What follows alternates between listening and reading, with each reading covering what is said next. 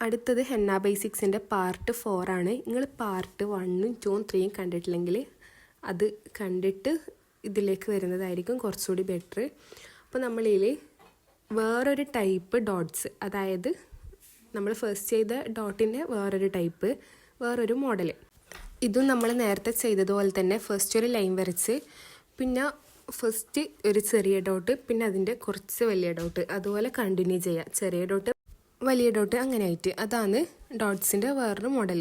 അടുത്തതാണ് circle chain. ഇതെൻ്റെ favourite ഡിസൈൻസിൽ ഒന്നും കൂടിയാണ്. അതായത് ഇതിൽ കാണുന്ന പോലെ ഒരു ചെറിയ റൗണ്ട് അടുപ്പിച്ച് വരച്ചു കൊടുക്കുക. നമ്മൾ ഈ ബ്രൈഡൽ ഡിസൈൻസ് ഒക്കെ ചെയ്യുമ്പോൾ അതിൻ്റെയൊക്കെ സെൻറ്ററിൽ അല്ലെങ്കിൽ ഇടയിലൊക്കെ ആയിട്ട് ഈ സർക്കിൾ ചെയിൻ ചെയ്താൽ കുറച്ചുകൂടി കാണാനൊരു ഭംഗിയുണ്ടാവും. അത് ഇതിൽ ചെയ്യുന്ന പോലെ ചെയ്യാം.